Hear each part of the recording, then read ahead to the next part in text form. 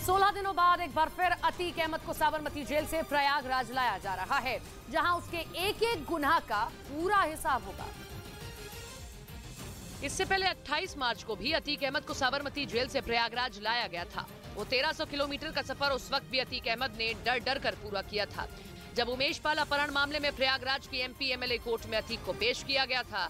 ठीक 17 साल बाद उमेश पाल अपहरण मामले में इंसाफ हुआ था और अतीक अहमद को उम्र कैद की सजा सुनाई गई थी।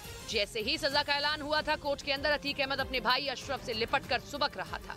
अब 16 दिन बाद एक बार फिर से साबरमती जेल के दरवाजे खुले और जहां जेल में बंद अतीक अहमद के एक और गुनाह के हिसाब के लिए पुलिस प्रयागराज लेकर रवाना हुई। 24 फरवरी को प्रयागराज में हुए उमेश पाल हत्याकांड का आरोपी अतीक अहमद है और एक बार फिर उमेश पाल के परिवार को पूरी उम्मीद है कि उनको इंसाफ मिलेगा। तो हत्याकांड के लिए ले आ रही है तो अपना जो भी हो कड़ी से कड़ी कार्रवाई करे। दरअसल उमेश पाल राजू कांड हत्याकांड में गवाह थे, जिनको डराने के लिए 2006 में अपहरण किया गया था, जिसमें अतीक को उम्र कैद की सजा हो चुकी थी। तो वहीं इस साल 24 फरवरी को उमेश पाल की हत्या कर दी गई, जिस पर MP MLA कोर्ट में सुनवाई होनी है। चीन ने एक बार फिर ताइवान के मुद्दे पर अमेरिका को चेतावनी दे दी। उसने दो टूक कहा कि ताइवान का समर्थन करने वाले देश उससे दूर हट जाएं। इसके साथ ही चीन ने ताइवान की सीमा में फिर अपने जंगी जहाजों और युद्धपोतों को भेज दिया। हालांकि उसने 3 दिनों की ही मिलिट्री ड्रिल का ऐलान किया था, जो एक दिन पहले खत्म हो गया। लेकिन चीन के लड़ाकू विमान एक बार फिर ताइवान के नजदीक गरजने लगे। उसके युद्धपोत फिर से ताइवान की धड़कनें बढ़ाने लगे। दुनिया को लगा था कि चीन की ये बौखलाहट खत्म हो जाएगी, क्योंकि उसने 3 दिनों की मिलिट्री ड्रिल का ही ऐलान किया था। इस दौरान उसने ताइवान और उसके साथ खड़े अमेरिका को अपनी ताकत दिखाने में कोई कसर नहीं छोड़ी। यही नहीं, चीन ने ताइवान स्ट्रेट में मौजूद मीडियन लाइन को पार कर अपने खतरनाक तेवर भी दिखाए। ये अमेरिका की ओर से बनाई गई वो लाइन है जो चीन और ताइवान को अलग करती है।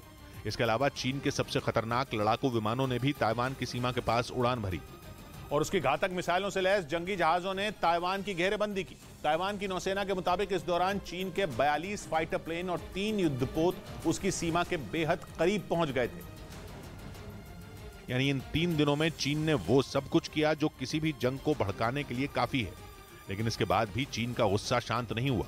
वो ताइवान की राष्ट्रपति साई इंग वेन के अमेरिकी दौरे को भुला नहीं पा रहा है, क्योंकि उसके लाख मना करने के बावजूद ताइवान की राष्ट्रपति ने अमेरिका का दौरा किया था और चीन इसी बात पर तमतमाया हुआ है। वो किसी भी कीमत पर यह नहीं चाहता कि उसके और ताइवान के बीच कोई तीसरा देश आए।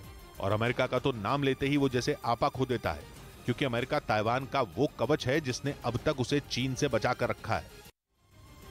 जब अतीक अहमद को प्रयागराज पुलिस साबरमती जेल लेने पहुंची तो अतीक अहमद खौफ में नजर आया है, डरा हुआ दिखा है और इस 1300 किलोमीटर के सफर में अतीक अहमद बेचैन दिख रहा है। मंगलवार की सुबह ही साबरमती जेल के बाहर 9:30 बजे प्रयागराज पुलिस खड़ी थी, जहां से दोपहर करीब 2:15 बजे अतीक अहमद को लेकर पुलिस प्रयागराज के लिए रवाना हुई। जैसे ही पुलिस वैन में अतीक अहमद सवार हुआ तो दूसरों को डराने वाला, लोगों को धमकाने वालों के चेहरे पर हवाइयां उड़ी हुई थी। उसकी आंखों में, उसके चेहरे पर खौफ नजर आ रहा था। जेल की चारदीवारी से ज्यादा पुलिस की वैन अतीक को परेशान कर रही थी। काफिला आगे बढ़ा, गुजरात के कई जिलों से होकर गुजरा, लेकिन अचानक से एक जगह अतीक के काफिले में चल रही पुलिस वैन रोकी गई, जिसके बाद अतीक की वैन की भी रफ्तार कम हो गई, जिसे देखकर अतीक बेचैन हो गया था। आखिरकार गुजरात से अतीक के काफिले की राजस्थान में एंट्री हुई तो अतीक का खौफ और बढ़ता चला गया। शाम करीब 5 बजे अतीक का काफिला बिछड़ी वाड़ा में रुक गया। अतीक ने वजह पूछी तो बताया गया कि काफिले में चल रही गाड़ी खराब हो गई है। अतीक अहमद को यहाँ जो डूंगरपुर का जो बिछीवाड़ा पुलिस थाना है, वहाँ पर उनको नीचे उतारा जा रहा है। यहाँ पर देखिए, दरअसल एक जो गाड़ी थी कॉन्वॉय में, वो गाड़ी वहाँ बिगड़ी हुई है। जब काफिले की रफ्तार धीमी हुई, यहाँ किसी वजह से अतीक की गाड़ी रुकी, अतीक अहमद बेचैन हो गया। पूरे रास्ते, पूरे सफर के दौरान अतीक अहमद सिर्फ सड़क को ही देखता रहा।